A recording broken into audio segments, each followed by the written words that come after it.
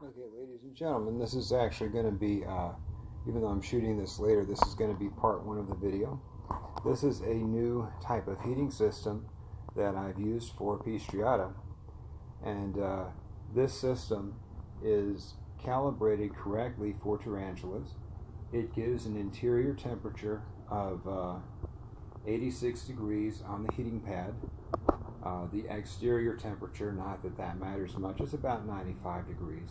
So even if he were to somehow sit on the outside of the heating pad, it would be no different than a rose-haired tarantula sitting on your head or whatever. This thing is actually made for hermit crabs, and as such gives a gentle heat. This is a Zoomed heater. You can see what it does. This is the actual part number. You can see here. So this shows you exactly what it is and how it works. The interesting thing about this heater is that it is safe for Exoterra cages. It is safe for plastic. You can see that how the directions work and the zoom in, and it shows how to put it in. Now, you normally never want to put this on the bottom. So you can see that it tells you don't put it on the bottom of the thing here. And for a lot of time, heating has been a very controversial subject with tarantulas, because of the possibility of the spider getting hurt or the hot spots being overdone. The heat was tested for a period of about 5 or 6 hours, so I know for a fact that it doesn't get hotter than that. And even so, the tarantula, this is just one part of the cage. If you look at how the cage was made, the interior of the cork bark and the outside of the cage are a lot cooler. So he doesn't have to go into that area unless he's cold and wants to. So again, you can see that this is a safe system. It does not require a voltage controller switch. It is set up to run normally. And let's just take the device and see what it does with the tarantula. Okay, let's see if we can find him. And let's see if he's here. He might have already, yeah, it looks like he already took shelter. He was hiding here for a while.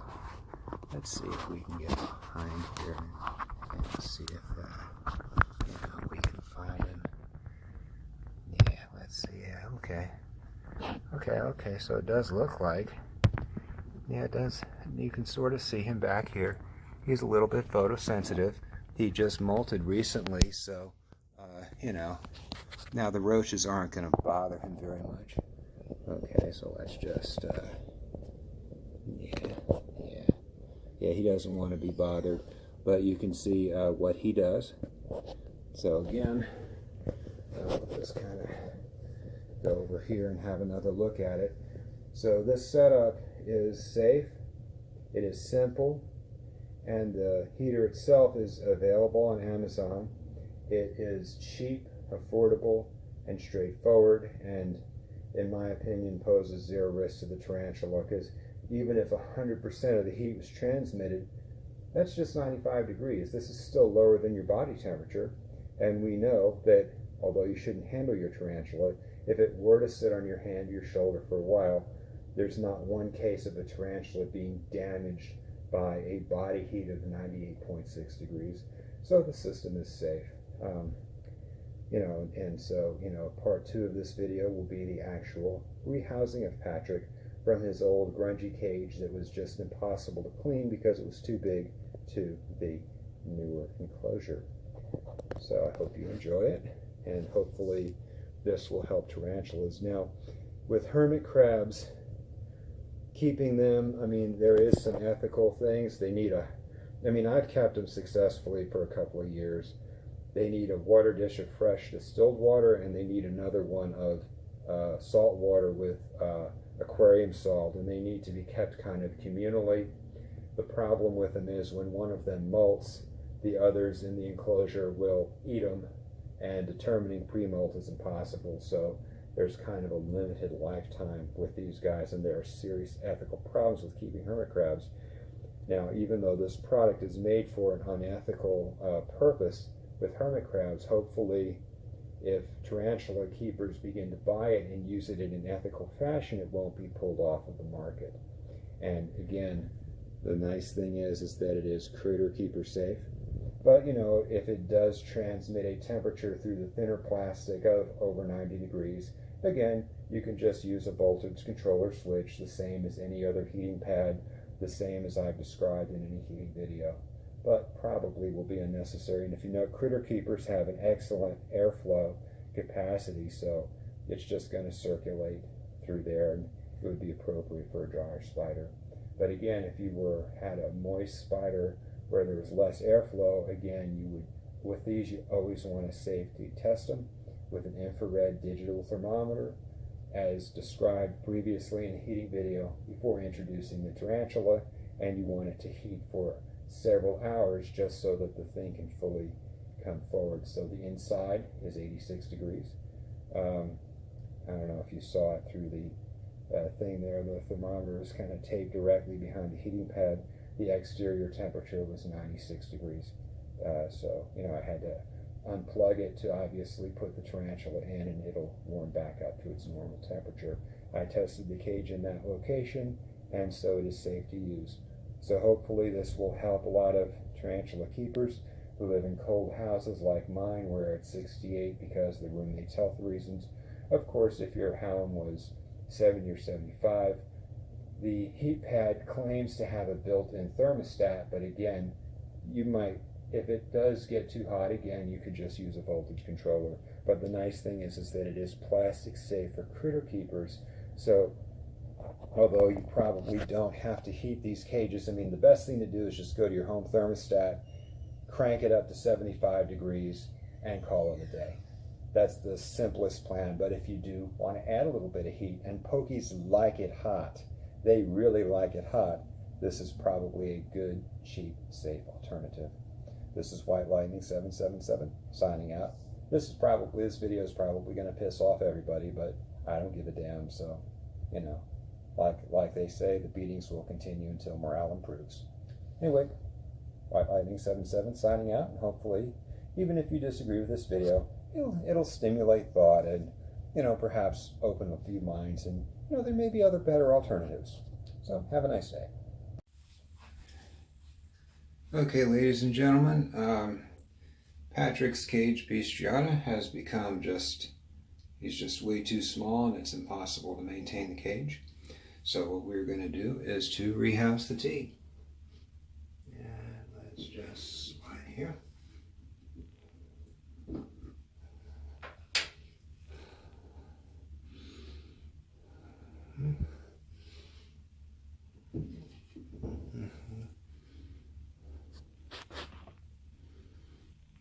What we're going to do here,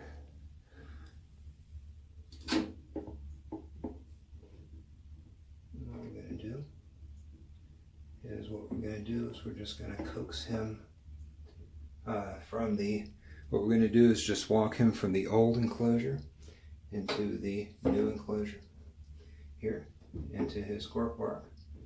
And, you know, this should be a pretty straightforward, slow rehouse. And hopefully, if I can just get him on a log and move him here, you can see that we have the high-tech hokey poker. Probably can't run up this, and we'll just gently nudge him in. So what we'll do is we'll just kind of go here, because I mean, basically, yeah, it doesn't quite want to grab it.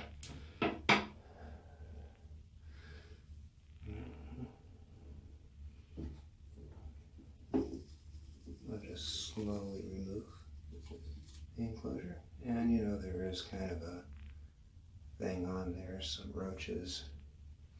You just want to make sure that he's not on here. Okay, and these roaches and crap, we can just kind of, let's just throw these in and just move them in here, because, you know, there's just no, you just kind of throw them in. They're not going to hurt anything. You know, he's in here. I doubt they're going to interfere with the rehousing. rehousing very much. And so we'll just move them. As you know, it's just basically impossible to operate with him in here.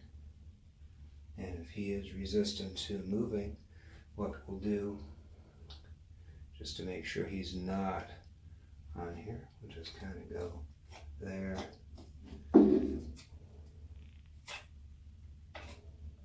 Just kind of get that in here. Because we don't want that roach wandering around. Okay, good. And I think those two are off for some reason. He didn't get them. He might have molted. So just making dang sure that he is not in any way, shape, or form on here.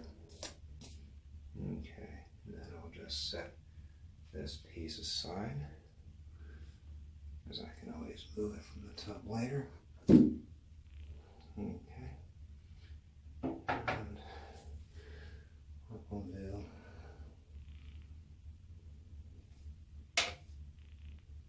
yeah, I definitely see a molt down there.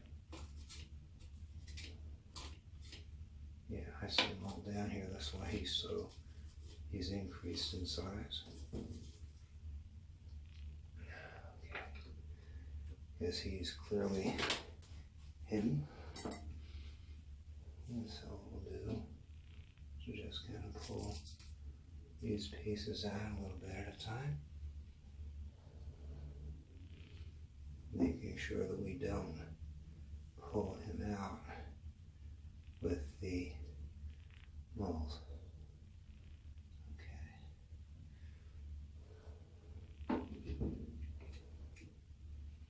We'll just gradually move each piece. Because this water, just as you can see, just really isn't any good. Yeah, it's just kind of fouled. Just throw this into the commode while we're at it. As you know what he'll do.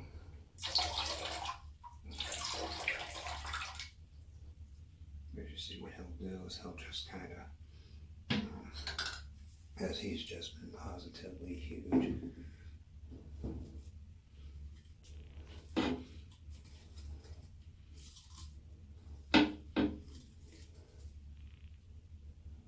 If I do get him on an object,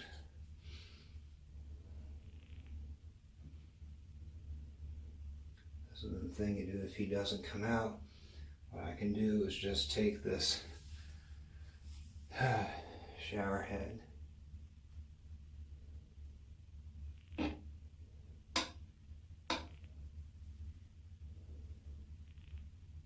just slowly pull piece out.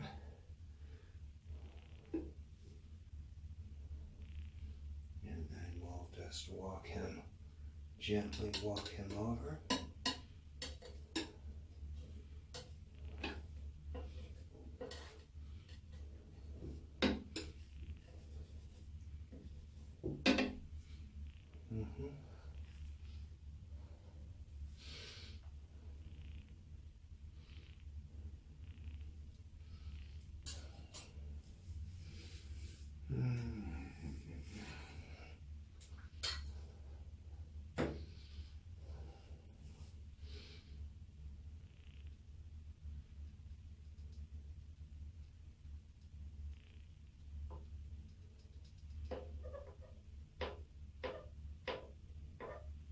Come on, buddy.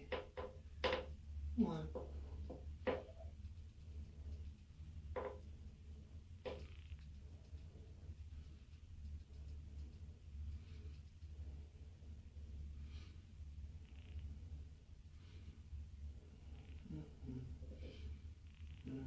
See, because they move in kind of a circular pattern.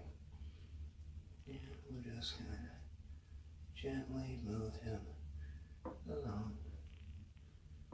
Go on. Go on. Slowly move up. Here we go. Good boy. Here we go. Come on. Good boy. Here we go. Because he doesn't want to move just going to gradually move. Go on, buddy. Go on. Go on. Here we go. Good boy. Here we go. Go on. There we go. Good boy. Okay. And you can see that he moved in.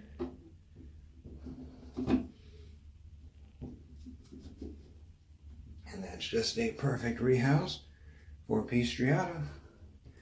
So, you know, that really wasn't too bad of a rehouse. And we're good to go. And let's just pull this little enclosure out. And we'll just put everything back in. Because, you know, with these guys, what you do is you just slowly, because this thing I can clean out later. You know, just clean out later and figure out, because I already know he's male, so there's no need to sex them out. Because, you know, with these guys, if you move slowly, they can, they can definitely, they can just be careful later. Because that's how you handle cookies. Just be very patient, move slowly, and be very calm. And you know what he'll do, you can see here he's in the corner. Let's just take the phone out and we'll see where he's at. You can see where he is.